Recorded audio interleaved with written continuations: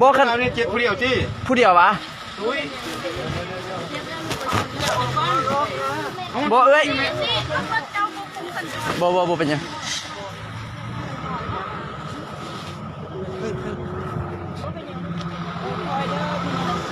นี่จะมานี่เอาอันนั้นแม่อันเจ้าหันหักต้นมาปะไว้นี่ให้เจ้าเห็นก่อนไหม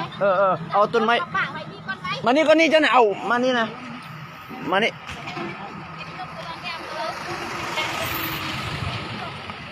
จับมันยวงห่างเอาไปตรงกันเดี๋ยวเอาต้นไม้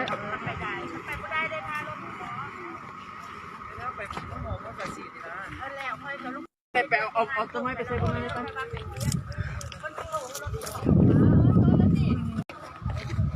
บอมเป็นอย่างเอาบุได้มันให้บอกคน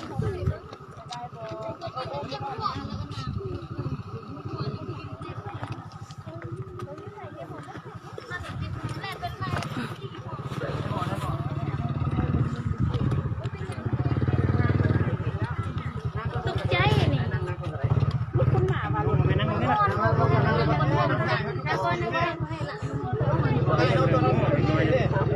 เป้าอันเจ้า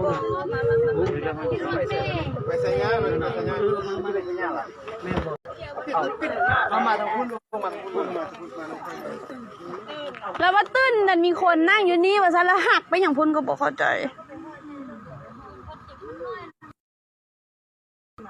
ยกกายค่อยตอนค่อยเจ้าที่ค่อยขี้ฮะคนต่างตามคนว่าสั้นว่ามีเด็กน้อยทรายนั่งอยู่นี่แล้วเราขี่มาเราจะไปใส่ยาแล้วเราตื่นแล้วเราปีนไปพุ่นก็บอกเข้าใจว่าเราหลับในหรือว่าเราอยากนอนเลยก็บอกเข้าใจผู้ขับตอนพอมาเห็นรถจักร2 คันจอดป่านนี้แม่นเหรอแล้วมีอันผู้ชาย3 คนแล้วเราให้นั่นขับรถได้อยู่ดอกคันนั่งได้เอาไปห้องหมอก่อนคันว่ารถนั่นแหละเอาเราไปห้องหมอไปก่อนช่วยกันก้อนเอาคนไปห้องหมอก้อนเดี๋ยวนี้น่ะบ่มีใครเป็นอย่างอันหลายแต่ว่ามีผู้เฒ่านั่นยังบ่ฮู้อาการเข้าไปได้เลยเพิ่นสิไปบุญสร้างทางภูเก้าหลักเด้อมีไผมาก็คอยเด้เดี๋ยวนี้เอาพวกนี้ไปก่อนนะแม่รถสุดติดโอ้เอาขึ้นแต่ว่า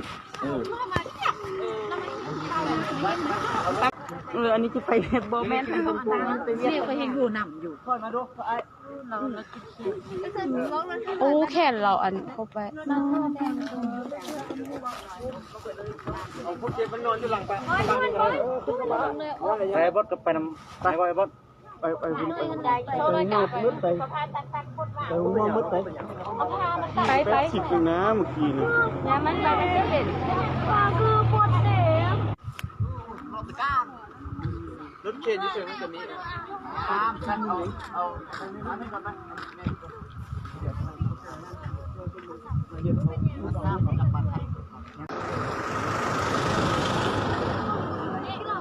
หมอไปซุกสลานี่ก้อนก็ได้ซุกสลานี่ใกล้นี่น่ะซุกสลาเมืองนี่น่ะบ้านนี่น่ะเอาไปซุกสลาของเมืองอีกก้อน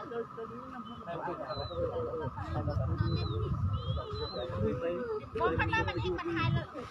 บอกว่าจะไป